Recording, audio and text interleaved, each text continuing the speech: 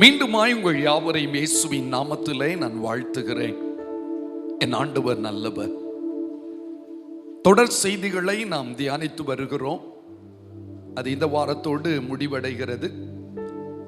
இந்த நாளிலும் 1 சாமுவேல் 25வது அதிகாரத்தில் நம்ம நின்று கொண்டிருக்கிறோம். இந்த வாரத்தில் இந்த 1 சாமுவேலை கம்ப்ளீட் பண்ணிடுவோம். கர்த்தர் நல்லவராய் காணப்படுகிறார். ஆண்டவர் குடும்பம் என்கிற ஒரு அமைப்பை ஏற்படுத்தினதற்கு ஒரு பெரிய நோக்கம் உண்டு. அந்த குடும்பத்தின் மூலமாய் அவர் இந்த உலகத்துக்கு எடுத்து காட்டப்பட வேண்டும்.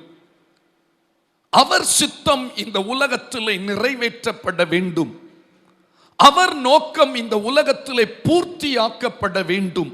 மொத்தத்தில் குடும்பம் கிறிஸ்துவை இந்த உலகத்துக்கு வெளிப்படுத்துகிறதாய் இருக்க வேண்டும் என்பதற்காகத்தான் ஆண்டவர் குடும்பத்தை ஏற்படுத்தினார். ஆதி மனிதனை தம்முடைய சாயலாய் அவர் சிருஷ்டித்து அவனுக்கு ஒரு ஏற்ற துணையை கொடுத்து அவனுக்கு நல்ல பிள்ளைகளை கொடுத்து ஆண்டவர் விரும்பினார் அவன் மூலம் தேவ நாமம் மகிமைப்படும், தேவ மகிமை இந்த உலகத்துக்கு வெளிப்படும் என்று சொல்லி. ஆனால் அவன் சத்துருவின் வஞ்சகத்திலே அந்த குடும்பமும் இழுக்கப்பட்டு வீழ்ச்சி அடைந்ததை, கானானின் ஆசீர்வாதத்தை இழந்து வெளியே துரத்தப்பட்டதை நாம் பார்க்கிறோம். தொடர்ச்சியாய் பல குடும்பங்கள் கிறிஸ்துவை வெளிப்படுத்தினது, அதிகமான குடும்பங்கள் தோற்று போய்விட்டது. இன்றைய செய்தி, உங்கள் குடும்பத்தின் மூலம் கர்த்தர் வெளிப்படுகிறாரா, கர்த்தரின் நாமம் உயர்த்தப்படுகிறதா? இங்கே ஒரு குடும்பத்தை நான் உங்களுக்கு காண்பித்தர விரும்புகிறேன். அங்கே சில தவறான செயல்பாடுகளையும் நாம் பார்க்க முடியும், தேவையான சில அனுபவங்களையும் நாம் காண முடியும். வேதம் சொல்லுகிறது, புத்தி உள்ள ஸ்திரீ தன் வீட்டை கட்டுகிறார். ஆண்டவராய் இயேசு மலை பிரசங்கத்திலே கடைசியாக இப்படி சொல்லுவார், நான் சொல்லிய இந்த வார்த்தைகளை கேட்டு இவைகளின்படி செய்கிறவன் எவனோ அவன் கன்மலையின் மேல் தன் வீட்டை கட்டின புத்தி உள்ள மனுஷனுக்கு ஒப்பிடுவேன் என்று ஆண்டவர் சொல்லி இருக்கிறார். புத்தி உள்ள மனிதனும் கட்டுகிறான், புத்தியுள்ள ஸ்திரீயும் கட்டுகிறார்கள். ஞானம் தன் வீட்டை கட்டுகிறது என்று எழுதப்பட்டிருக்கிறது. புத்தியற்றவளோ அதை இடித்து போடுகிறாள் என்றும் எழுதப்பட்டிருக்கிறது. குடும்பம் என்கிற அமைப்பு கிறிஸ்து வசனத்தின் அந்த அடிஸ்தானத்தில் கட்டப்படும் பொழுது கர்த்தர் நாமம் அவர்கள் மூலம் மகிமைப்படுகிறது. கர்த்தர் அவர்களை ஆச்சரியமாய் நடத்துகிறார். அநேக குடும்பங்களை நாம் தியானித்து வருகிறோம். விசேஷமா இன்றைக்கு ஒரு அன்பு குடும்பத்தை நம்ம இந்த 25வது அதிகாரத்திலிருந்து தியானித்து பார்த்து, நம்முடைய குடும்பத்திலே இந்த குடும்பத்தில் காணப்படுகிற தேவையில்லாத கிரியைகள் இருக்குமேயானால் அவைகளை களைந்து விட்டு, இந்த குடும்பத்தில் காணப்படுகிற சில நற்பண்புகள் இருந்தால் அவைகளை நம் வாழ்க்கையிலே அப்பியாசப்படுத்துவதற்கு நம்மை அர்ப்பணம் செய்வோம். அதுவே ஆண்டவரின் எதிர்பார்ப்பும் வாஞ்சையுமாய் காணப்படுகிறது. இன்று நாம் பார்க்க போகிற குடும்பத்தினருடைய பெயர் நாபால் அபிகாயில் என்கிற ஒரு குடும்பம் தான். இந்த அதிகாரத்தில் அநேக சம்பவங்கள் இருந்தாலும் இந்த குடும்பத்தை மட்டும் நான் இன்று உங்களுக்கு காண்பிக்க விரும்புகிறேன். எடுத்துக்கொள்வோமா? 1 சாமுவேலின் புஸ்தகம் 25வது அதிகாரம் அதனுடைய 2 மற்றும் 3வது வசனத்தை நாம் வாசிக்க கேட்போமா?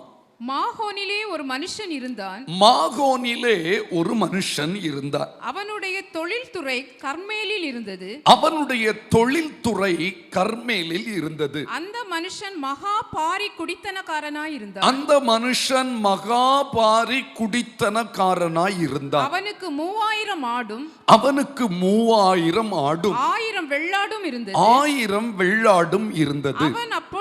அவன் அப்பொழுது கர்மேலில் தன் ஆடுகளை மயிர் கத்தரித்துக் கொண்டிருந்தான். கர்மேலில் தன் ஆடுகளை மயிர் கத்தரித்து கொண்டு அந்த இருந்தான். மனுஷனுக்கு நாபால் என்றும் அந்த மனுஷனுக்கு நாபால் என்றும் அவன் மனைவிக்கு அபிகாயில் என்றும் பெயர். அவன் மனைவிக்கு அபிகாயில் என்றும் பெயர். அந்த ஸ்திரீ மகா புத்திசாலியும் அந்த ஸ்திரீ மகா புத்திசாலியும் ரூபவதியுமாய் இருந்தாள். ரூபவதியுமாய் இருந்தாள். அந்த புருஷனோ முரடனும் துராகிருதனுமாய் இருந்தான். அவன் காலேபுடைய சந்ததியான். இங்கே ஒரு அருமையான குடும்பத்தை பற்றி இந்த வேதம் நமக்கு எடுத்து காட்டுகிறது. அந்த குடும்பத்தினுடைய முகவுரையை தான் இந்த 2 வசனத்திலிருந்தும் நாம் கற்றுக்கொள்ள முடிகிறது. முதலாவது, அந்த குடும்ப தலைவனுடைய பெயரை கவனிங்கள், நாபால். நாபால் என்கிற வார்த்தையினுடைய அர்த்தம் தமிழ்ல முட்டாள் என்பதாகும், ஆங்கிலத்தில் ஃபூல் என்பதாகும். பெயர்ல கூட அர்த்தம் இருக்கிறது. பெயருக்கும் வாழ்க்கைக்கும் ஒரு சம்பந்தம் இருக்கிறது என்பதைத்தான் பைபிளில் உள்ள அநேக காரியங்கள் நமக்கு தெளிவுபடுத்துகிறது. அவனுடைய மனைவியினுடைய பெயர் என்ன? அபிகாயில். அபிகாயில் என்கிற அந்த வார்த்தைக்கு அர்த்தம் என்ன தெரியுமா? மகிழ்ச்சியின் தந்தை. சொல்லுங்க, மகிழ்ச்சியின் தந்தை. மகிழ்ச்சிக்கே அவங்க தான் யாரு? தந்தை. ஓகே, இந்த 2 பேருடைய பெயரையும் பாருங்க, ரொம்ப வித்தியாசமா இருக்குல்ல, கான்ட்ராஸ்டா இருக்குது. ஒரு ஆளுக்கு பேரு முட்டாள், இன்னொரு ஆளு மகிழ்ச்சியின் தந்தை. அந்த நாபாலை பற்றி சொல்லும்போது அவன் ரொம்ப பெரிய பணக்காரன் இருக்குது, ஆனா அவனுடைய கேரக்டர் ரொம்ப மோசம். இந்த அபிகாயிலை பற்றி சொல்லும்போது அவ எப்படிப்பட்டவளா? புத்திசாலியும் ரூபவதியுமாய் இருந்தாள் என்று எழுதப்பட்டிருக்குது. ரொம்ப புத்தியானவள், நேர்மாறா அவளுக்கு புருஷன். சில வேளைகளில் இப்படித்தான் குடும்பங்கள் இணைக்கப்படுகிறது. புருஷன் முரட்டுத்தனமாக ஞானமற்ற செயல்களை செய்ய, மனைவி புத்தியாயிருக்க, என்னன்னு தெரியல, ஆண்டவர் அந்த குடும்பத்தின் நடுவில் தம்முடைய சாயலை வெளிப்படுத்துவதற்கு விரும்புகிறார். அல்லேலூயா. அநேகர் தனக்குள்ளே ஒரு கேள்வி கேட்பது உண்டு, ஏயா இப்படி ஒரு குடும்பம், எப்படி இருந்தேன், எனக்கு இப்படி ஒரு புருஷன், எனக்கு இப்படி ஒரு மனைவி என்று சொல்லி மனதுக்குள்ளே சலித்துக் கொள்வது உண்டு. 2 பேருமே ஒன்றுக்கு ஒன்று எதிர்த்துருவமா இருக்காங்க. ஆனாலும் அந்த புருஷனோடு அந்த ஸ்திரீ கடைசி வரைக்கும் என்ன செய்திருக்கிறா? வாழ்ந்து விட்டாள். இன்றைய கலாச்சாரத்தை பார்க்கும்போது பிடிக்கலையா, உடனே விட்டு விட்டு ஓடி விடுகிறார்கள், அதை டிவோர்ஸ் பண்ணி விடுகிறாங்க. அது தவறு. எப்படிப்பட்ட புருஷன் ஆனாலும் அவரை தந்தது யார்தான்? கர்த்தர். அவரோடு கூட கிறிஸ்துவின் அன்பை வெளிப்படுத்தி அவரையும் கிறிஸ்துவுக்குரியவனாய் மாற்றுகிற ஒரு பெரிய பொறுப்பு உங்களுக்கு இருக்கிறது. பைபிள் சொல்லுது, கர்த்தராகிய இயேசுவை விசுவாசி, அப்பொழுது நீயும் உன் வீட்டாரும் எப்படி ரட்சிக்கப்படுவீர்கள். நிச்சயமா குடும்பமா கர்த்தரை ஆராதிக்கக்கூடிய ஒரு ஆசீர்வாதம் இருக்கிறது. அன்புக்குரியவர்களே, இந்த நாளின் செய்தியின் தலைப்பு என்ன தெரியுமா? நாவு ஓர் ஆயுதம். எல்லாரும் சொல்லுங்க, நாவு. இந்த குடும்பத்தில் முக்கியமான காரியமே நாவு தான். எல்லாரும் சொல்லுங்க பார்க்கலாம், என்னதுதான்? ஓகே, ஒரு குடும்பம் என்ற அமைப்பில் அதிகமாக பயன்படுகிற ஒரு அவயவம் எதுவாக தான் இருக்கும்? சொல்லுங்க பார்க்கலாம், சத்தமாக தான் சொல்லுங்களா. நாவு.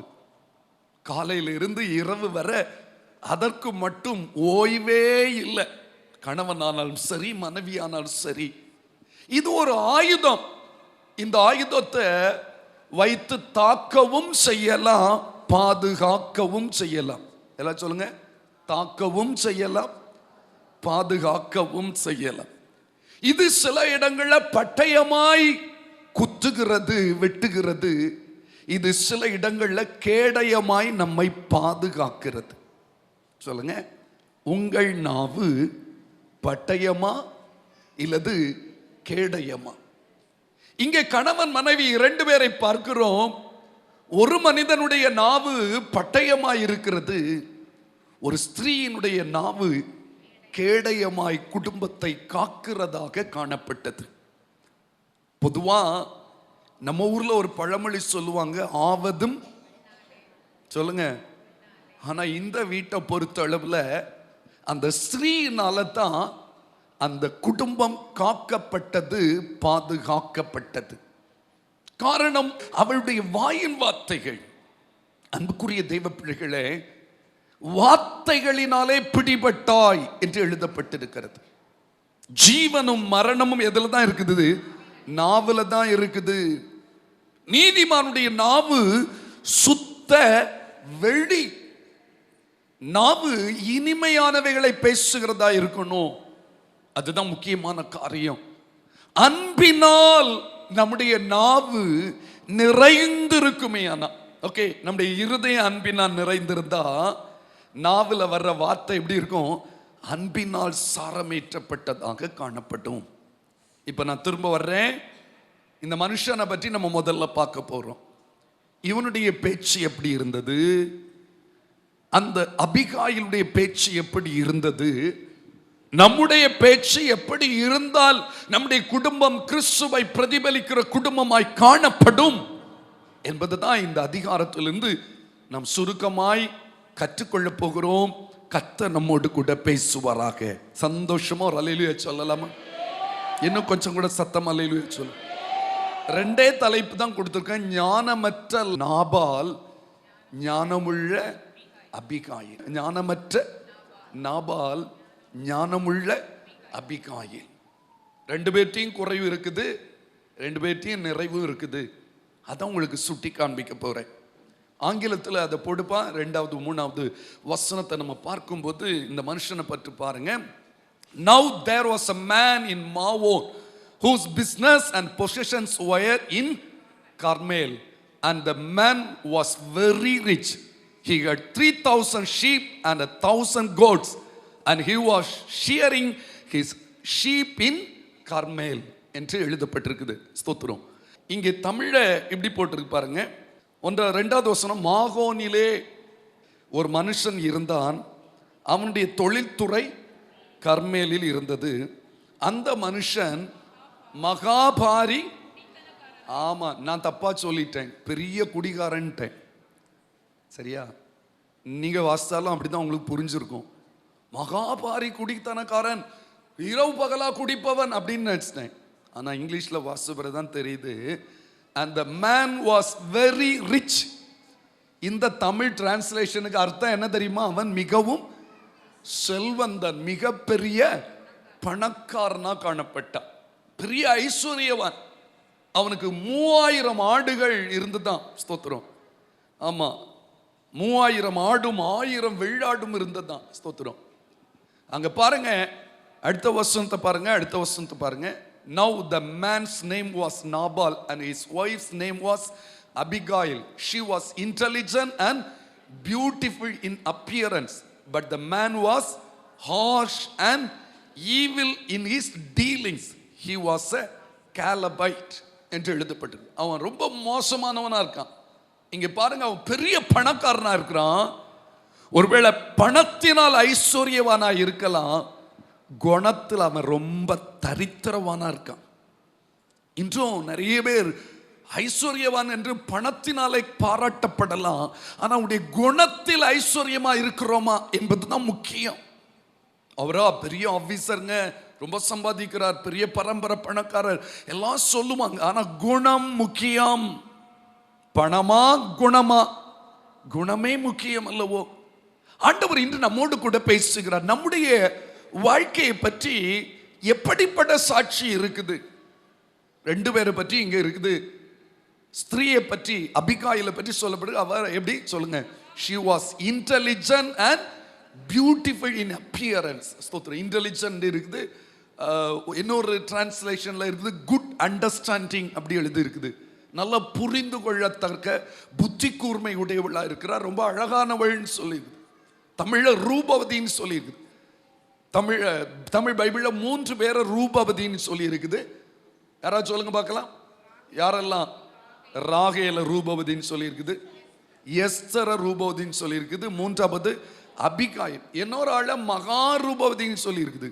அது யாரு? ரெபேக்காள. ஓகே, ரூபவதி ரொம்ப அழகானவ தான்.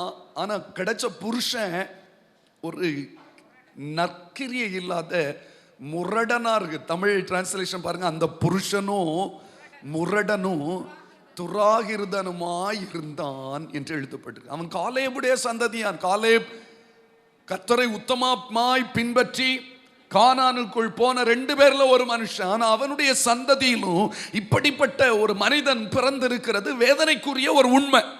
அன்புக்குரியவர்களை, நீங்க எவ்வளவு பெரிய கிறிஸ்தவ குடும்பமா பிறந்தது முக்கியம் இல்ல, உங்க குடும்ப பின்னணிய முக்கியம் இல்ல, நீங்க எப்படி கர்த்தருக்கு பிரியமா இருக்கிறீர்கள் என்பதுதான் முக்கியம்.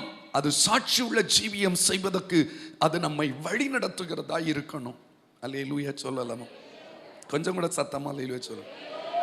இவனை பற்றி சொல்லப்பட்டிருக்கிறது, அவன் கர்மேல்ல ஆடுகளுக்கு என்ன கத்தரித்து கொண்டிருந்தான்? மயிர் கத்தரித்து கொண்டிருந்தான். எதுக்கு நான் அந்த வேர்டை கூட பைபிள்ல எழுதியிருக்குன்னா அதுல ஒரு அர்த்தம் இருக்குது. அது அறுவடையின் காலம். எல்லாரும் சொல்லுங்க, என்ன காலத்துல இருந்தான்? அறுவடையின் காலம். அறுவடையின் காலம் ஆனதுனால எல்லாருக்கும் வீட்லயும் செழிப்பா இருக்கும். அதுவும் ஐஸ்வர்யவான் வீட்டுல ஏராளமான ஆசீர்வாதம் இருக்கும். அந்த அறுவடையின் காலம், அந்த மயிர் கத்தரிக்கிற காலத்துல யாராவது தேவையோடு வீடு தேடி வந்தா அவங்களுக்கு அள்ளி கொடுப்பாங்களாம், தாராளமா கொடுப்பாங்களாம். அப்படிப்பட்ட ஒரு காலம். ஏன் இதை சொல்றேன்னா, இனிதான் நீங்க புரிந்து கொள்ள போறீங்க. இவ்வளவு ஐஸ்வர்யம் உள்ள ஆசீர்வதிக்கப்பட்ட இந்த மனிதனிடத்துல தாவீது தன்னுடைய மனிதர்களை அனுப்பி ஒரு உதவி கேட்க புறப்பட்டு போகிறான். அவன் போகல, தன்னுடைய வாலிபர்களை அனுப்புகிறத நம்ம பார்க்க முடியும். பாருங்க 5வது வசனம். தாவீது 10 வாலிபரை அழைத்து, நீங்கள் கர்மேலுக்கு போய் நாபாலிடத்தில் சென்று என் பெயரை சொல்லி அவன் சுக செய்தியை விசாரித்து அவனை நோக்கி, நீர் வாழ்க, உமக்கு சமாதானமும் உம்முடைய வீட்டுக்கு சமாதானமும் உமக்கு உண்டான எல்லாவற்றிற்கும் சமாதானமும் உண்டாவதாக என்று அவனை வாழ்த்தி, இப்பொழுது ஆடுகளை மயிர் கத்திரிக்கிறவர்கள் உம்மிடத்தில் இருக்கிறார்கள் என்று கேள்விப்பட்டேன். உம்முடைய மேய்ப்பர் எங்களோடே கூட இருந்தார்கள். அவர்கள் கர்மேலில் இருந்த நாளெல்லாம் நாங்கள் அவர்களை வருத்தப்படுத்தவில்லை. அவர்களுடைய பொருள் ஒன்றும் காணாமற் போனதும் இல்லை. உம்முடைய வேலைக்காரரை கேளும், அவர்கள் உமக்கு சொல்லுவார்கள். ஆதலால் இந்த வாலிபருக்கு உம்முடைய கண்களிலே தயை கிடைக்க வேண்டும். நல்ல நாளில் வந்தோம், உம்முடைய கைக்கு உதவுவதை உம்முடைய கைக்கு உதவுவதை உம்முடைய ஊழியக்காரருக்கும் உம்முடைய குமாரனாகிய தாவீதுக்கும் கொடுக்கும்படி வேண்டுகிறேன் என்று சொல்லுங்கள் என்றான். போதும். தாவீது சவுலினால் துரத்தப்படுகிறதுனால ஆங்காங்கே மறைந்து ஒளிந்து இருக்கிறார். அப்படி ஒளிந்த பொழுது இவர்களுடைய ஆடுகள் இருந்த பகுதியில் சில நாட்கள் தங்கி இருந்தாங்க. அவர்களுடைய ஆடுகளை பாதுகாத்தாங்க, அவர்களுக்கு நன்மை செய்தான். ஸோ இவர்களுக்கு தேவைப்பட்ட பொழுது தாவீது தன்னுடைய வாலிபர்களை அனுப்பி யார்கிட்ட? நாபாலிடத்தில், ஐயா எங்களுக்கு உமால முடிஞ்ச ஒரு சப்போர்ட் பண்றோம் அப்படின்னு கேட்டாங்க. அந்த வசனத்தை பாருங்க, அடுத்த வசனம் 9வது வசனம். தாவீதின் வாலிபர் போய் இந்த வார்த்தைகளை எல்லாம் தாவீதின் நாமத்தினாலே நாபாலிடத்தில் சொல்லி பின் ஒன்றும் பேசாதிருந்தார்கள். பாத்தீங்களா? தாவீது என்ன சொல்லி அனுப்பினாரோ அது அப்படியே அந்த வாலிபர்கள் யாரிடத்துல போய் சொன்னாங்க? திரும்ப சத்தமா சொல்லுங்க எல்லாரும். நாபாலிடத்துல சொன்னாங்க. உடனே அந்த நாபாலுடைய ரியாக்ஷன் எப்படி இருந்துச்சு பாருங்க. நாபால் தாவீதின் ஊழியக்காரருக்கு பிரதியுத்தரமாக, தாவீது என்பவன் யார்? தாவீது என்பவன் உலகத்துக்கே தெரியும். இவனுக்கு தெரியுமா தெரியாதா? தெரியும். வேணும்னு அவனை என்ன செய்கிறான்? அற்பமா பேசுறான். அவன் ஒரு ராஜாவாக மாற போறேன்னு தெரியும், அவன் மேல அபிஷேகம் இருக்குன்னு தெரியும், ஆனா அவன் அற்பமா பேசுறான். ஈசாயின் குமாரன் யார்? அடுத்தது, தங்கள் எஜமான்களை விட்டு ஓடி போகிற வேலைக்காரர் இந்நாளில் அநேகர் உண்டு. பாருங்க, ஆக்சுவலா அவன் சொன்னது தவறு. தங்கள் எஜமானை விட்டு அவன் என்ன செய்யல? ஓடி போகல. எஜமான் இவனை கொலை செய்வதற்கு துரத்துவதினால் அவன் என்ன செய்கிறான்? ஓடி போகிறான். யார் அவன்? எனக்கு அவனை தெரியாது. அவன் என்ன பெரிய ஆளா நம்ம பாஷையில சொன்னா தாறுமாறாக யார பேசுறான்? வீட்டுக்கு வந்து உதவி கேட்க வந்தவர்களை ரொம்ப இன்சல்ட் பண்ணி ஹர்ட் பண்ணி ரொம்ப குத்தி வேதனைப்படுத்தி அனுப்புகிறத நம்ம பார்க்க முடியும். அது தவறு. ஆண்டுடைய பிள்ளைகளாகிய நாம நம்முடைய வீட்டுக்கு யார் வந்தாலும் உதவி கேட்டு வர்றவங்களுக்கு உதவி செய்ய முடிந்தால் கண்டிப்பா செய்யுங்க. இல்லாத பட்சத்தில் அவங்களை காயப்படுத்தி கஷ்டப்படுத்தி என்ன செய்யக்கூடாது, அனுப்பக்கூடாது. நம்ம வீட்டுக்கு வந்த ஒருத்தரையும் வேதனைப்படுத்தி அனுப்புவது இயேசுவின் பிள்ளைகளுக்கு அழகு அல்லவே அல்ல. அல்லேலூயா. அவங்கள பற்றி உங்களுக்கு தெரியாததெல்லாம் பேசவே கூடாது. இன்னைக்கு நம்ம அநேக நேரத்தில் இப்படியெல்லாம் பேசி விடுகிறோம். வாயின் வார்த்தைகளுக்கு வல்லமை இருக்குது. வாயின் வார்த்தைகளை கணக்கு கொடுக்க வேண்டும். எல்லாம் சொல்லுங்க, வாயின் வார்த்தைகளுக்கு வல்லமை இருக்குது. வாயின் வார்த்தைகளுக்கு என்ன கொடுக்கணும், கணக்கு கொடுக்க வேண்டும். இதோட அவன் நிறுத்தவில்லை. பாருங்க அடுத்த வசனத்தை பாருங்க. நாபால் எப்படி பேசுகிறான். நான் என் அப்பத்தையும், சொல்லுங்க, இது ரொம்ப கவனமா வாசிக்கணும். நான் என் அப்பத்தையும் என் தண்ணீரையும் என் ஆடுகளை மயிர் கத்திரிக்கிறவர்களுக்கு நான் அடித்து சமையல் பண்ணுவித்ததையும் எடுத்து இன்ன இடத்தார் என்று நான் அறியாத மனுஷருக்கு கொடுப்பேனோ என்றான். அல்லேலூயா. இந்த வசனத்தில் ரெண்டு சுபாவம் அவனுக்கு சுபாவம் தெரியுது. 4 தடவை என்னன்றான். என் அப்பம், என் தண்ணீர், என் ஆடுகள் நான் அடித்து சமையல் பண்ண. அவனுக்குள்ள என்ன இருக்குது தெரியுமா? நான். எல்லாம் சொல்லுங்க, நான். கொஞ்சம் சத்தமா சொல்லுங்க. நான் என்று சொல்ல எனக்கு ஒன்றும் இல்லவே இல்லை. எந்த நிலையிலும் நான் அல்ல. இனி என் வாழ்வில் யார் தான் வாழ்றா தெரியுமா? கிறிஸ்துவே. சுயத்துக்கு முக்கியத்துவம் கொடுக்காதுங்க. எனக்கு அது என்னுடையது என்று ஒரு நாள் சொல்லாங்க. இன்று நான் இருப்பது கர்த்தருடைய சுத்த கிருபை. இதெல்லாம் யார் தந்தது? கர்த்தர் ஒருவரே. ஹல்லேலூயா. எந்த நிலையிலும் நம்ம குடும்பத்துக்குள்ளால யாருமே எனக்குரியது என்று எதையும் மேன்மை பாராட்டவே கூடாது. ஒரு கமெண்டேட்டர் இப்படி சொல்றாரு, ஒரு விளக்க உரை எழுதின ஒரு மனுஷன் இப்படி சொல்றாரு, ஒருவேளை இந்த மனுஷனை தான் இயேசு மதிகேடனே என்று புதிய பாட்டில் எழுதி வைத்திருக்கிறாரோ என்று அவர் கேள்வி எழுப்பி இருக்கிறார். ஏன்னா அவனும் சொல்றான், நான் என்று அவனும் சொல்லுவான், இது எனக்காக என்னுடைய களஞ்சியம் அப்படின்னு நான் என்று அவன் 5 தடவை சொல்லுவாப்ல, இவன் 4 தடவை சொல்றான். எந்த நிலையிலும் ஆண்டவருடைய பிள்ளைகளுடைய வீட்டுக்குள்ள ஒருத்தருமே இதெல்லாம் என்னுடையது, ஏன் சம்பாத்தியம், ஏன் கைப்பெல்லாம், ஏன் திறமை, ஏன் ஞானம், என்னுடைய அறிவினால வந்தது என்று சொல்லாதுங்க. நாம் வாழ்வதும் நம்ம நிற்பதும் அவருடைய சுத்த கிருபையினால தான் இருக்குது. என்னால ஒன்றும் கூடாதென்று என்னை நான் தந்து விட்டேன். எந்த ஒரு மனிதன் தன்னால ஒன்றும் இல்லையா, எல்லாம் அவர் தந்த கிருபை, அவர் போட்ட பிச்சை என்று எண்ணுகிறானோ, அதை புரிந்தானோ, அவன் வாயிலிருந்து நான் என்ற வார்த்தை வரவே செய்யாது. கையை உயர்த்தியாமே சந்தோஷமா அல்லேலூயா சொல்வோம். அல்லேலூயா. கர்த்தர் நல்லவர். அது மட்டும் இல்ல, அதே அந்த வசனத்துல சொல்றான், என் ஆடுகளை மைக்கைத்திருக்கிறவர்களுக்காக நான் அடித்து சமையல் பண்ணுவித்ததையும் எடுத்து இன்ன இடத்தார் என்று தெரியாத மனுஷருக்கு. சத்தமா சொல்லுங்க. அப்ப இவன் இவ்வளோ பணக்காரனா, இவ்வளோ ரிச்சா இருந்த பிறகும் அவன்கிட்ட கொடுக்கும் தன்மை இல்லவே இல்லை. ஸ்தோத்திரம். ஆண்டவர் சொல்லுங்க, கொடுங்கள் அப்பொழுது உங்களுக்கு. சொல்லுங்க, ஏழைக்கு இறங்குகிறவன் கர்த்தருக்கு, அவன் கொடுத்ததை கர்த்தர் அவனுக்கு தாராளமா. நம்மால முடியும்னா மற்றவங்களுக்கு சப்போர்ட் பண்ணுவதற்கு பலன் இருந்துன்னா கண்டிப்பா கொடுக்கணும். இவன் கஞ்சனா இருக்கான், பிசினித்தனம் பண்றான். பைபிள் சொல்லுது, வாரி இறைத்தும் விருத்தி அடைவாரும் உண்டு, அதிகமாய் பிசினித்தனம் பண்ணியும் வறுமை அடைவாரும் உண்டு என்று எழுதப்பட்டிருக்கு. உண்மையா கொடுக்கிறவங்கள கர்த்தர் குறைவில்லாம நடத்துகிறவராய் இருக்கிறார். இவன் பணக்காரங்க, வெரி ரிச்னு ஆங்கிலம் எழுதி போயிருக்கு. பெரிய பணக்காரனா இருந்தாலும் அவனுக்கு கொடுக்கிற தன்மை கொஞ்சம் கூட இல்லை. இப்படிப்பட்ட கேரக்டர் நம்ம வீட்டில் யாருக்குள்ளேயும் வந்துடக்கூடாது. ஸ்தோத்திரம். நம்மளால முடியும்னா கண்டிப்பா திராணிக்கு மிஞ்சி மற்றவர்களை தாங்குகிற, உதவி செய்கிற, தேவையோடு வந்தவருடைய தேவையை சந்திக்கிற தெய்வ பிள்ளைகளாய் நாம் வளரணும். அல்லேலூயா, அல்லேலூயா. 12வது வசனத்தை பாருங்க. தாவீதின் வாலிபர் தங்கள் வழியே திரும்பி மறுபடியும் தாவீதினிடத்தில் வந்து இந்த வார்த்தைகளை எல்லாம் அவனுக்கு அறிவித்தார்கள். போதும் போதும், அவங்க மாறி ஒண்ணுமே பேசல. உங்களுக்கு தெரியும், இந்த 10 வாலிபர்களும் தாவீதோடு இருக்கவங்க பெரிய திறமசாலிகள், பராக்கிரமசாலிகள்.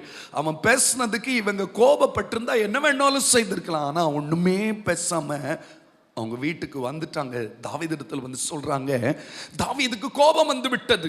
இப்ப இதோட நான் இந்த நாபாலை முடிக்க போறேன். அதை தொடர்ந்து இன்னொரு வசனத்தை வாசிருவோமா? நாபாலை பற்றி வாசித்து விட்டு நாம் அடுத்தது அபிகாயிலை பற்றி தியானிக்க போறோம்.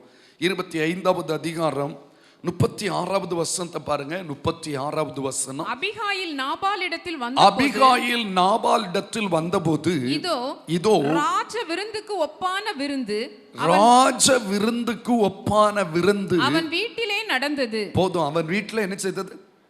வீட்டில் அவ்வளோ கிராண்டா ஒரு சொல்லுங்க, ஆமா, ஒரு பெரிய ட்ரீட் வச்சிருக்கான். ஆனா கொஞ்சம் முன்னால வந்து முந்தின நாள் கேட்டவனுக்கு ஒரு ஆகாரம் கூட கொடுக்க மனதில்லை. பெரிய விருந்து நடக்குது. அவன் இருதயம் கழித்திருந்தது. அவன் மிகவும் என்ன செய்திருந்தான்? வெறித்திருந்தான் என்று எழுதப்பட்டிருக்கிறது. ஆகையால் வெறித்திருந்தான்னா என்ன அர்த்தம்? குடிச்சிருக்கிறான், பெரிய குடிகாரனா இருந்திருக்கான். ஆகையால் பொழுது விடியும் மட்டும் சிறிய காரியமானாலும் பெரிய காரியமானாலும் ஒன்றையும் அவனுக்கு ஏன் அவன் நிதானம் இழந்து போய் இருந்தான். ஐயா கவனிங்க, இப்படிப்பட்ட குடும்ப தலைவர்கள் ஒரு குடும்பத்துல இருந்தா எவ்வளவு வேதனையா இருக்கும். முடிவை நான் சொல்லி முடிச்சிடறேனே, இவனுடைய வாழ்வு ஸ்தோத்திரம் மிக சொற்ப காலத்தில் என்ன செய்து விட்டது? முடிவுக்கு வந்தது. எத்தனையோ ஆண்டவருடைய பிள்ளைகள் என்று அழைக்கப்படுறவங்க சர்ச்சுக்கு வர்றாங்க, பிரசங்கம் கேட்குறாங்க. ஆனால் அந்த சுபாவங்கள மாற்றமே இல்லை. இன்னும் முரட்டுத்தனமாக தான் இருக்காங்க, இன்னும் கோபக்காரங்களாக இருக்காங்க, இன்னும் எதிர்த்து நிற்கிறவர்களாக இருக்கிறாங்க. இவனை பற்றி இன்னும் 2 வார்த்தை சொல்லணும், மறந்துட்டேன். அந்த 1 சாமுவேல் 25ஆம் அதிகாரம் 14வது வசனத்தின் பின்பகுதி, 14வது வசனத்தின் பின்பகுதியை பாருங்க. இதோ நம்முடைய எஜமானுடைய சுக செய்தி விசாரிக்க தாவீது வனாந்திரத்தில் இருந்து ஆட்களை அனுப்பினான். ஐயா, அவர்கள் பேரில் அவர் சீறினார். எல்லாரும் சொல்லுங்க, அவர் சீறினார். யார் சீறினா? நாபால். சிங்கம் தான் சீறுகிறதை நம்ம பார்த்திருக்கோம். மனுஷனுக்குள்ள ஒரு சிங்கம் கிடக்குது. சில வீடுகள்ல மனுஷன் தான் சொல்லுவோம், ஆனா அவங்களுக்குள்ள இப்படிப்பட்ட தேவன் விரும்பாத மிருகத்தனங்கள் இருக்கிறது. வீட்டுக்கு வர்றவங்களை சீறி பேசுவது எவ்வளவு பெரிய தவறு. அல்லேலூயா. வீட்டுக்கு வர்றவங்களை வந்தாரை வாழ வைக்கும். சொல்லுங்க, ஆமா, நம்ம தமிழ்நாடு ஸ்தோத்திரம். வர்றவங்களை விருந்தோம்பலில் சிறந்தது நம்முடைய தமிழ்நாடுன்னு சொல்றாங்க. வர்றவங்களை நீங்க பெரிய விருந்தெல்லாம் கொடுக்காட்டாலும் பரவாயில்லை, இன்முகத்தோடு என்ன செய்யுங்க? வரவேற்று அவர்கள் காரியங்களை கரிசனையோடு கவனித்து முடிந்ததை செய்து அவர்களை மகிழ்ச்சியோடு அனுப்பணும். இவன் சீறினானா? இன்னொரு வசனம் இருக்கு பாருங்க, 17வது வசனம். இப்போதும் நீர் செய்ய வேண்டியதை கவனித்து பாரும். நம்முடைய எஜமான் மேலும் அவருடைய வீட்டார் யாவர் மேலும் நிச்சயமாய் ஒரு பொல்லாப்பு வருகிறதா இருக்கிறது. இவரோனா நாபாலோ ஒருவரும் தம்மோடே பேசக்கூடாதபடிக்கு பேலியாளின் மகனாய் இருக்கிறார் என்றான். எல்லாரும் சொல்லுங்க, எப்படிப்பட்டவனா? ரொம்ப மோசமான ஆளியா. இவரோ ஒருவரும் தம்மோடே பேச. சில வீடுகளை பார்த்துருக்கீங்களா? யாரு சொன்னாலும் காது கொடுத்து என்ன செய்ய மாட்டாங்க? கேட்க மாட்டாங்க. யாராவது அட்வைஸ் பண்ண வந்தா அவங்களே எடுத்தறிஞ்சு பேசிடுவாங்க. போ எனக்கு எல்லாம் தெரியும், யாரோ உன்னை கூட்டிட்டு வந்தா அப்படின்னு சொல்லி கேவலப்படுத்தி விட்டுறவங்க இருப்பா. இவர்கிட்ட யாரும் வந்து பேச முடியாது. ஆக்சுவலா பாருங்க, சர்ச்சில் சில விசுவாசிகள் வீட்டில் உள்ள சூழ்நிலை வந்து வேதனையோடு என்கிட்ட ஷேர் பண்ணுவது வழக்கம். அப்போ நான் கேட்பேன், சரி சிஸ்டர், நான் உங்கள் வீட்டுக்கு வரேன், வந்து உங்கள் ஹஸ்பண்டோட பேசட்டா அப்படின்னு கேட்பேன். அப்போ அவங்க சொல்லுவாங்க, தயவு செய்து வரேன்டாம் பாஸ்டர், வந்தா அவர் உங்களையும் என்ன செய்வார் தெரியுமா, காயப்படுத்தி அனுப்பிடுவார், உங்களையும் கஷ்டப்படுத்தி பேசிடுவார், அது எங்களுக்கு வேதனையாக இருக்கும், வரவே வேண்டான்னு சொல்லுவாங்க. பெரியவங்களை மட்டும் இல்லை, வாலிப பிள்ளைங்களை, வாலிப தம்பிமாரை பற்றி இப்படிப்பட்ட வார்த்தை வரும். ஸ்தோத்திரம். நல்ல கவனிங்க, யார் பேசினாலும் கேட்காத ஒரு சுபாவம் யார்கிட்டயாவது இருந்துன்னா அது முடிவு வேதனையா இருக்கும். அவனுக்கு மனம் திரும்புதல் வராம போயிடும். வெகு சீக்கிரம் அவனுக்கு நியாய தீர்ப்பு உண்டாகிறத நம்ம பார்க்க முடியும். இன்றைக்கு நிறைய பேர் அப்படித்தான். யார் சொன்னாலும் காது கொடுத்து கேட்க மாட்டாங்க, யார் சொல்றத கேட்க விரும்பவும் மாட்டாங்க. ஏன், நான் சொல்றதா சரி, எனக்கு எல்லாம் தெரியும் என்ற மமதையோடு இருக்கிறவர்களுடைய நிலை பரிதாபம். நம்ம வீட்டுக்குள்ள இப்படிப்பட்ட சுபாவம் உடையவர்களை கர்த்தர் மாற்றும்படி இன்றைக்கு இந்த செய்தியை கொண்டு வருகிறார். உங்க கரத்தை உயர்த்தி ஒரே ஒரு 10 செகண்ட், ஆண்டவரே எங்க குடும்பத்திலையும் இப்படிப்பட்ட சுபாவம் உடையவங்க சிலர் இருக்கிறாங்கப்பா, நீங்க அந்த நாபால்களை எல்லாம் ரட்சித்து உம்முடையவர்களாய் மாற்றணும், அவங்க வசனத்துக்கு கீழ்ப்படுகிறவர்களாய் மாறட்டும் ஆண்டவரே. நம்ம ஜெபம் நிச்சயம் கேட்கப்படும். எல்லாரும் சொல்லுங்க, நம்முடைய ஜெபத்தை கர்த்தர் என்ன செய்வார்? கேட்பார். கரங்களை உயர்த்தி ஒரு அல்லேலூயா சொல்லலாம். ஓகே, இப்ப இரண்டாவது பகுதிக்கு நம்ம வரப்போகிறோம். இரண்டாவது பகுதிக்கு வரப்போறோம். யார் தெரியுமா?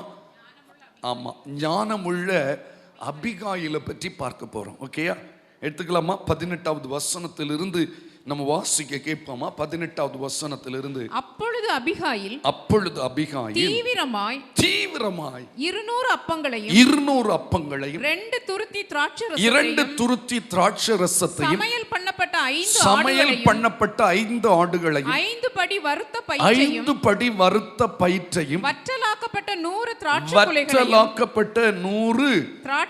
திராட்சை குலைகளையும் வற்றலான 200 அத்திப்பழ அடைகளையும் எடுத்து கழுதைகள் மேல் ஏற்றி.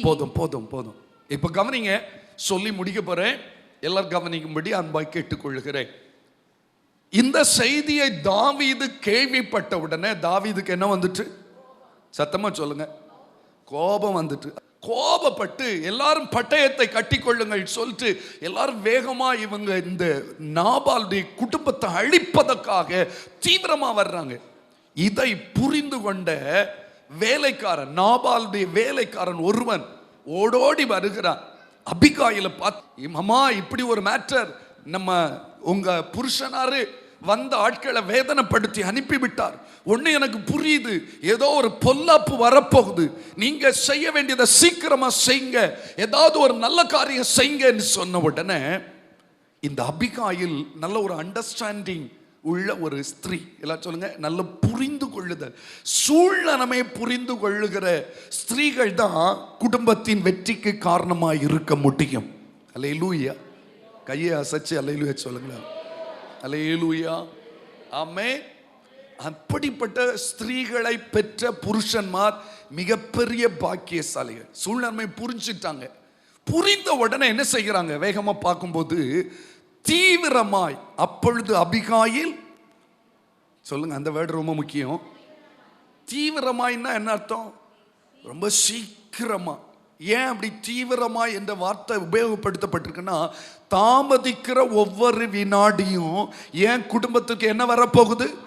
ஆபத்து வரப்போகிறது. கணித்து கொண்டால், நிலைமையை புரிந்து கொண்டால், சுதாரித்து கொண்டு தீவிரமாய் அந்த பிரச்சனைக்கு முடிவு கட்டுவதற்கு ஞானமாய் சமயோசிதமாய் செயல்படுகிற ஒரு ஸ்திரீ தான் இந்த அபிகாயில். அல்லேலூயா. ஒன்று சொல்ல விரும்புகிறேன், அவ மட்டும் அந்த இடத்துல தீவிரமா செயல்படாமல் இருந்திருந்தா நிச்சயம் அந்த குடும்பம் என்ன செய்திருக்கும்? அழிந்திருக்கும். அவளும் சேர்ந்து என்ன செய்திருப்பாள்?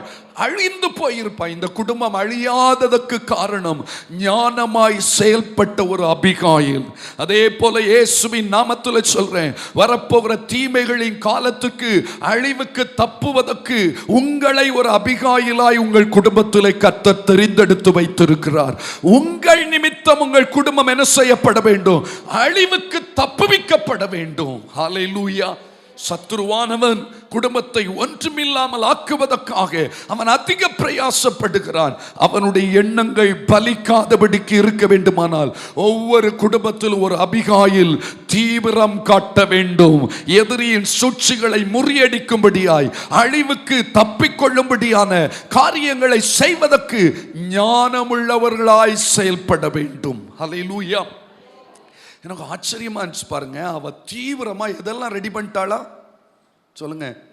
200 அப்பம் சொல்லுங்க, 2 துருத்தி திராட்சை ரசம், சமையல் பண்ணப்பட்ட 5 ஆடுகள், 5 படி வறுத்த பயிற்றையும் வற்றலான 200 அத்திப்பழ அடைகளை எடுத்து, இவ்வளவு காரியத்தை, இவ்வளவு சாப்பாடை கொஞ்ச நேரத்தில் என்ன செய்துட்டா? அவ ஒத்தையில ரெடி பண்ணியிருக்க முடியாது என்பது எனக்கும் தெரியும், உங்களுக்கும் தெரியும். ஆட்கள் இருந்தாலும் அவங்கள ஸ்பீடப் பண்ணி இவ்வளவு காரியத்தை சீக்கிரமா செய்வதற்குரிய ஞானத்தையும் வேகத்தையும் கர்த்தர் அவளுக்கு கொடுத்திருக்கிறார். ஆண்டவருடைய பிள்ளைகள் என்று சொல்றவங்க சுறுசுறுப்பா இருப்பாங்க. பைபிள் ஆண்டவர் அதிகாலையிலே இருட்டோடே அப்படியெல்லாம் எழுதப்பட்டிருக்கல. அவர் இயேசு அதிகாலையில் இருட்டோடே ஆண்டவர் போய் உட்கார்ந்து ஜெபம் பண்றார். நம்ம வீட்டில் அப்படித்தான் இருக்கணும், நம்ம குடும்பம் அப்படி சுறுசுறுப்பா இருக்கணும், தீவிரமா இருக்காப்ல. ஏன்னா அவளுக்கு தெரியும் சூழ்நிலைமை அவள் புரிந்து கொண்டவள். கையை உயர்த்தி ஆமென் சொல்வோமா? ஒவ்வொரு வீட்டு அபிகாயிலும் வீட்டு சூழ்நிலைமையை புரிந்து செயல்படுகிறவர்களா இருக்கணும். புருஷனுடைய நிலை என்ன, பிள்ளைகளுடைய போக்கு எப்படி இருக்குது, இப்படி போனா என்ன ஆபத்து வரும், இப்படி இருந்தா என்ன சிக்கல் வரும் என்பதை புரிந்து கொள்ளுகிறவர்கள் தான் அந்த வீட்டை அழிவுக்கு தப்புவிக்க கூடியவர்களாய் இருக்க முடியும். ஹல்லேலூயா. சந்தோஷமா ஆண்டவருக்கு நன்றி செலுத்துவோம். ஆமென். ஹல்லேலூயா. இவ்வளவு எனக்கு இதை பார்த்தோன்னே என்னன்னு தோணும், அப்போ இவ்வளவு 200 அப்பம், 2 துருத்தி திராட்சை ரசம், சமையல் பண்ணப்பட்ட சொல்லுங்க 5 படி வறுத்த பயிறு, வற்றலாக்கப்பட்ட 100 திராட்சை கொலை, வற்றலான 200 அத்தி, இதெல்லாம் வீட்டில் ஸ்டாக். அப்போ இவ்வளோ பெரிய பணக்காரங்க.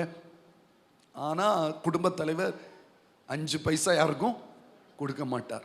இந்த ஸ்ரீ பாருங்க, முதல்ல செய்தது வேகமா, எல்லாரும் சொல்லுங்க, நிலைமையை நன்றாய் புரிந்து கொள்ளுகிறவர்களாக இருக்கணும்.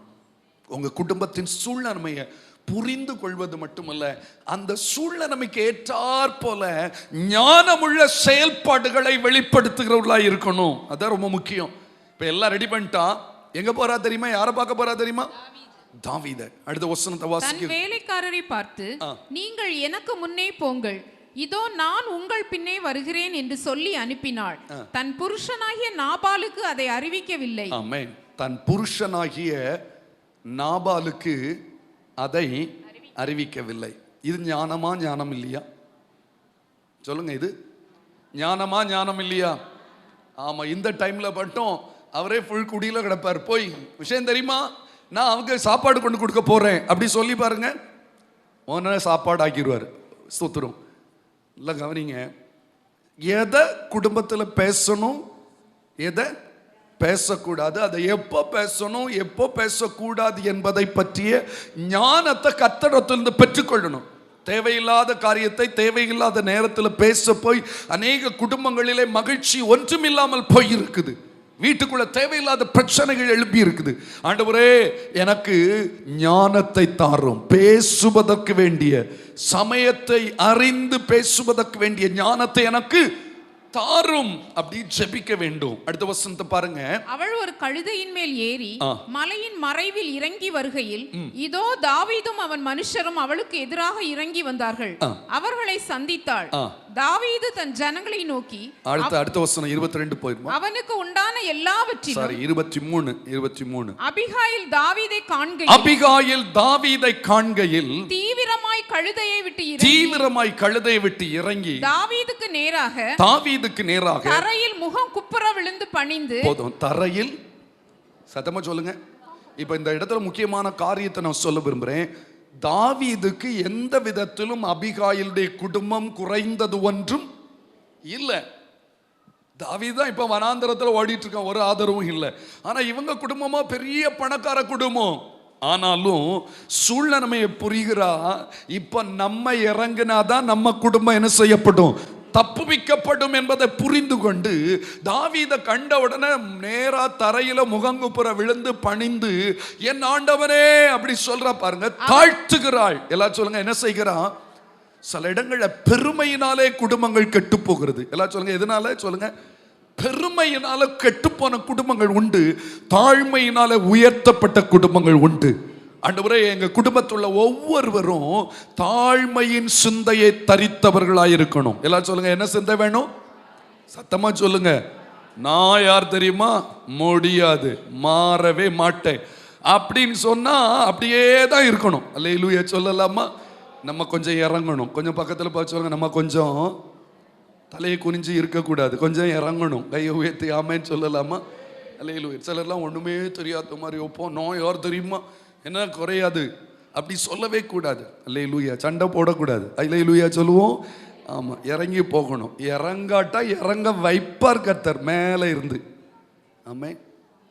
சந்தோஷமா? சந்தோஷமா ஒரு அல்லேலூயா சொல்லுங்க. விழுந்து பணிந்து, அடுத்த வசனத்தை பாருங்க.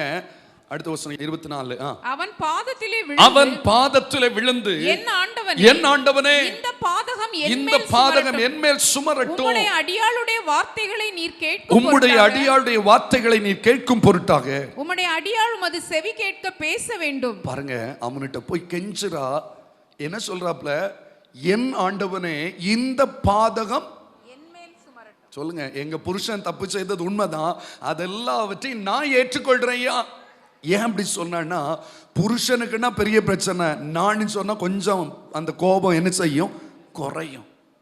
இந்த இடத்துல முக்கியமான காரியம், கோபத்தை தணிவிக்கத்தக்கதான ஞானமுள்ள பேச்சு. எல்லாம் சொல்லுங்க, கோபத்தை தணிவிக்கத்தக்கதான ஞானமுள்ள பேச்சு நமக்கு தேவைப்படுது.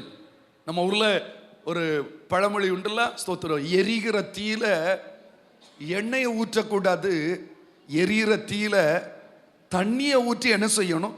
அணைக்கிறவர்களா இருக்கணும். எல்லாம் ஏற்கனவே இருக்க கோபத்தை திரும்ப மூட்டி விடுவார்கள். இவளோ அந்த தாவீது கோபத்துல வர்றான், அந்த கோபத்தை அப்படியே அவளுடைய வார்த்தையினால, ஸ்தோத்திரம், வார்த்தையினால அவ்வளவு சாஃப்ட் ஆக்குறான். அவனை கோபத்தை குறைக்க பண்ணுகிறான். ஆண்டவருடைய சமத்துல இவ்வளமான ஞானமுள்ள அபிகாயில்களா தேவன் நம்ம ஒவ்வொருவரையும் மாற்றுவாராக. ஆனா இவ்வளவு ஞானமா பேசினால, ஆனா அவள்கிட்ட ஞானமற்ற ஒரு பேச்சும் இருக்கு. அது இந்த வசனத்துல இருக்கு, பாக்குறீங்களா? என் ஆண்டவனாகிய நீர் நாபால் என்னும் இந்த பேலியாளின் மனுஷனை ஒரு பொருட்டாக எண்ண வேண்டாம். போதும். இது சரியா? இந்த அபிகாயில் இப்படி பேசுனது சரியா தவறா? சரின்னு சொன்னவங்க கை வைத்துங்க பார்க்கலாம். தவறுன்னு சொன்னவங்க கை வைத்துங்க பார்க்கலாம். ஓகே, ஒரு 4 பேர் தான் தவறுன்னு சொல்லிங்க, மீதி எல்லாரும் சரியும் சொல்லல தவறும் சொல்லல. ஓகே, அவ செய்தது மிகப்பெரிய தவறு. என்னதான் இருந்தாலும் நாபால் அவளுடைய, சத்தமா சொல்லுங்க, புருஷனை பற்றி தவறான காரியத்தை மற்றவர்களுக்கு முன்னால பேசவே கூடாது. புருஷனை மட்டம் தட்டி மனைவியும் பேசக்கூடாது, மனைவிய மட்டம் தட்டி புருஷனும் பேசக்கூடாது. என்ன சொல்ற பாருங்க, யார்கிட்ட வந்து? தாவீதிடத்துல வந்து அப்படி சொல்றா. என் ஆண்டவனாகிய நீ நாபால் என்னும் இந்த பேலியாளின் மனுஷனை ஒரு பொருட்டாக எண்ண வேண்டாம். அவ இன்னும் சொல்ற பாருங்க, அவன் பெயர் எப்படியோ அப்படியே அவனும். அவனுக்கு பெயர் எப்படி? நாபால்னா என்ன அர்த்தம்? முட்டாள். அப்ப புருஷனை என்ன செய்கிறான்? இவ போய் புருஷனை எப்படி சொல்றாப்ல? அவன் பெயர் தெரியாதா? நம்ம ஒரு பாஷை, அவன் பெயர் என்ன தெரியல, முட்டாள். அத மாதிரி அவன் முட்டாள். நீங்க ஏன் பெருசா எடுக்கிறீங்க? யார பேசுறா? தன் புருஷனை பேசுறா. அப்ப இனி கொஞ்ச நேரம் கழிச்சு அவங்க கூடி பேசுவாங்க, அண்ணா போறா எல்லாம் முட்டாளுக்கு பொண்டாட்டி அப்படி சொல்லுவாங்க. உங்களையும் சேர்த்து தான் பாதிக்கும். சொல்லவே கூடாது, சொல்லவே கூடாது. ஒருவேளை ஊழியக்காரிடத்துல ஜெபிப்பதற்காய் உங்க புருஷனுடைய சில காரியங்களை ஷேர் பண்ணலாமே ஒழிய பப்ளிக்கா, அது அவங்க குடும்பமாகட்டும், எங்க குடும்பமாகட்டும், உங்க குடும்பம் யாருக்கு முன்னாலையும் ஒருவரை ஒருவர் விட்டு கொடுத்து என்ன செய்யக்கூடாது? பேசவே கூடாது. அதை விட அடுத்த பாருங்க, அவன் பெயர் நாபால், அவனுக்கு அல்லேலூயா. அவங்க நினைச்சிருப்பாங்க அந்த நாபால்னா முட்டாள்னி தான் யாருக்கு தெரியும்? தாவீது தெரியும். இப்ப புதுசா ஒண்ணு சொல்லி கொடுக்குறா இவா. எப்படி? அல்லேலூயா. சில வீடுகளில் பார்த்தீங்கன்னா சில ஸ்திரீகளும் சரி புருஷனும் சரி சோதரம் எதிர்த்தரப்ப புருஷனை மட்டம் தட்டி பேசுறது, தார்மார பேசுறது. அவர் கேட்டிருந்தா முடிந்தது கதை. ஸ்தோத்திரம். கேட்காம என்ன வேணாலும் பேசுறாங்க, அது தவறு. அபிகாயில்கிட்ட ஞானமுள்ள சில செயல்கள் இருந்தது உண்மைதான்.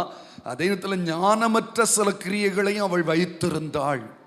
அவன் பேர் நாபால், அவனுக்கு பைத்தியமும் இருக்கிறது அப்படின்னு சொல்லிட்டு அடுத்தது சொல்ற, உம்முடைய அடியானாகிய நானோ என் ஆண்டவன் அனுப்பின வாலிபரை என்ன செய்யல.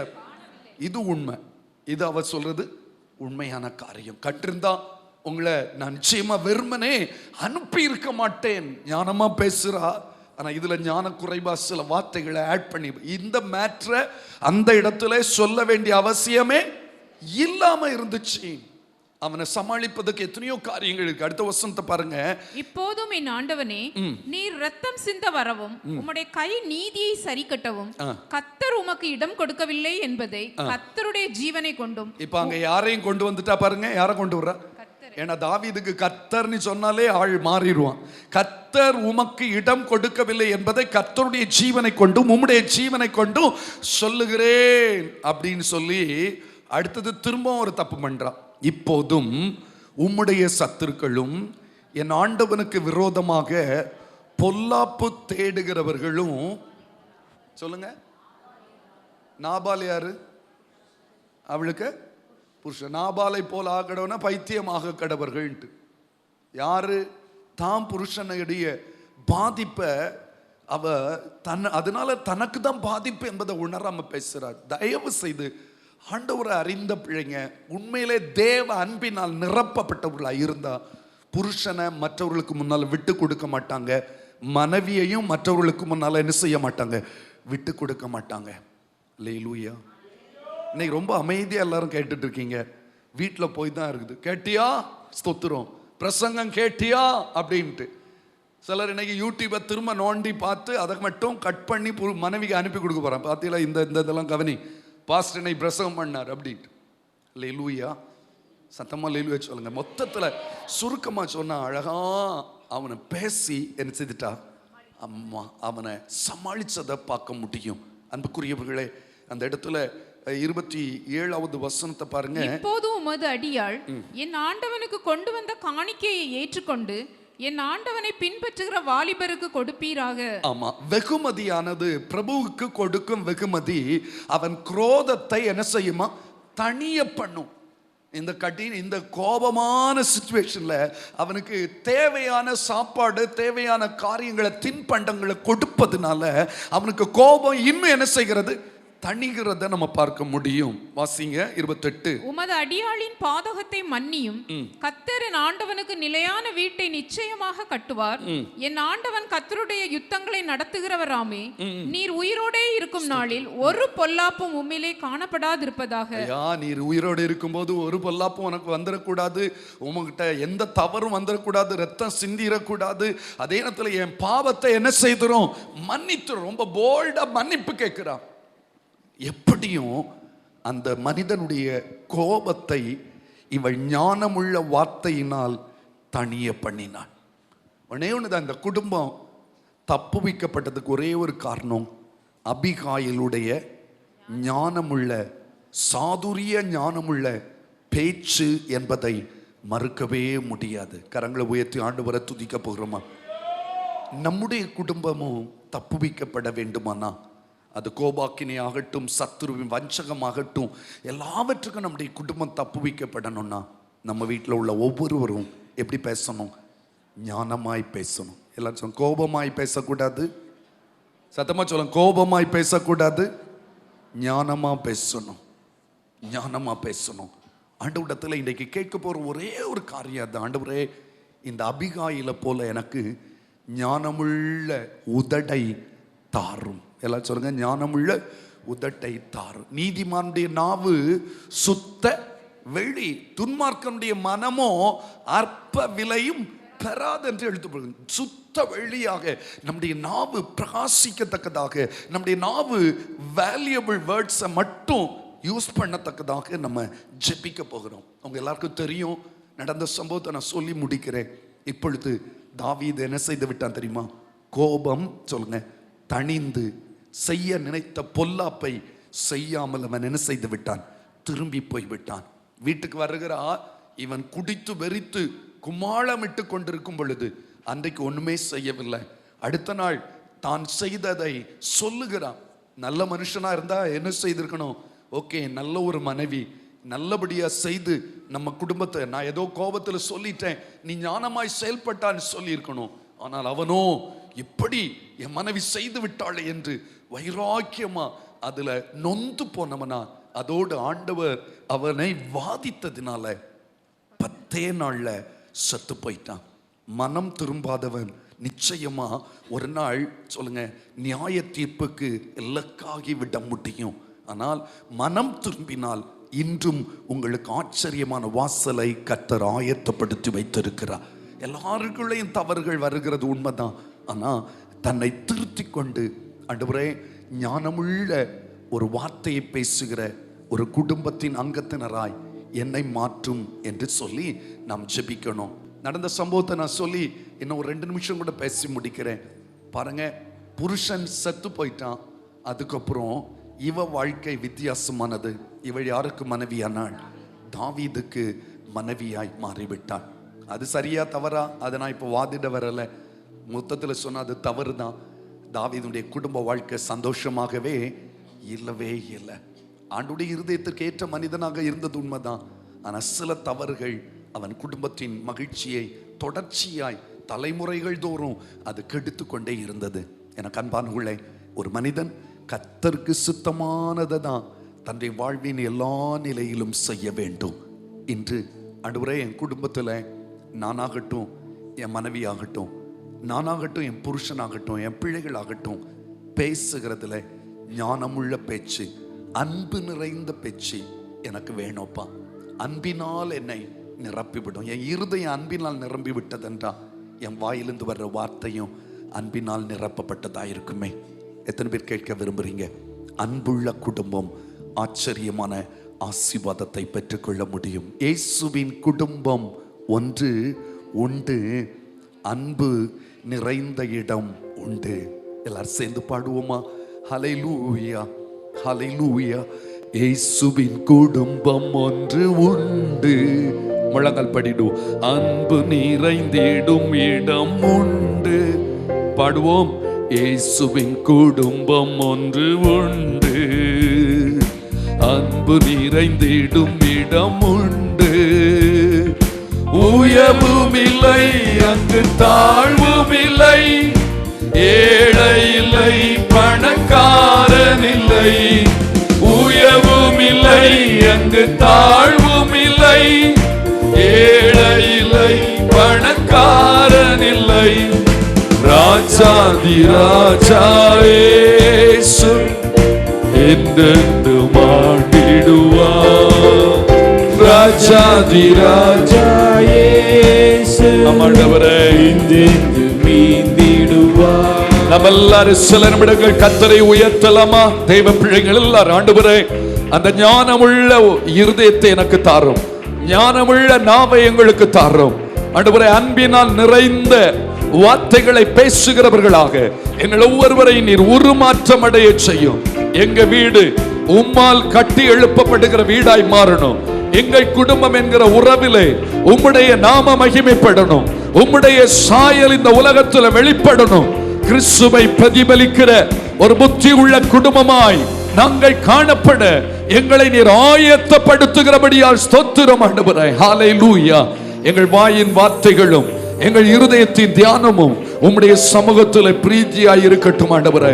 நீர் விரும்புகிற வார்த்தைகளை பேச, நீ விரும்புகிற சாயலை இந்த உலகத்துக்கு வெளிப்படுத்த எங்களுக்கு கிருபை தாரும். இந்த நாளிலும் கூட அந்த நாபால் அபிகாயில் குடும்பத்தை தியானித்து பார்த்தோம் ஆண்டவரே. அந்த அபிகாயிலிடத்தில் இருந்த சில ஞானமுள்ள செயல்கள் அந்த குடும்பத்துக்கு வரவிருந்த மிகப்பெரிய அழிவுக்கு தப்புவித்ததல்லவோ. ஆகவே ஆண்டவரே எங்கள் உதடுகள் தப்புவிக்கும் உதடுகளாய் மாற வேண்டும் ஆண்டவரே. அம்மாப்பா, தீமையை கொண்டு வருகிற வார்த்தைகளை பேசுகிறவர்களாய் அல்ல, தீமைக்கு எங்களை தப்ப பண்ணுகிற வார்த்தைகளை பேசுகிறவர்களாய் எங்களை வழி நடத்துவீராக ராஜா. இந்த செய்தியை கேட்க போகிற ஒவ்வொருவருடைய வாழ்வில் ஒரு பெரிய மாற்றம் உண்டாகட்டும். தம்முடைய பிள்ளைங்க கடந்து செல்கிறாங்க, கத்து முன் சொல்லும். இந்த வாரம் முழுவதும் நன்மையும் கிருபையும் தொடரட்டும். பாதுகாப்பை கட்டளையிடும். பிள்ளைகளுடைய படிப்பில் ஞானம், ஞாபக சக்தி, புத்தி கூர்மை விளங்கட்டும். கத்தர் சமீபத்திலும் தூரத்திலும் தூர தேசங்களிலும் இருக்கிற எங்களுடையவர்களை ஆசீர்வதிப்பீராக. கடந்து செல்கிறார்கள், கத்து முன் சொல்லும்.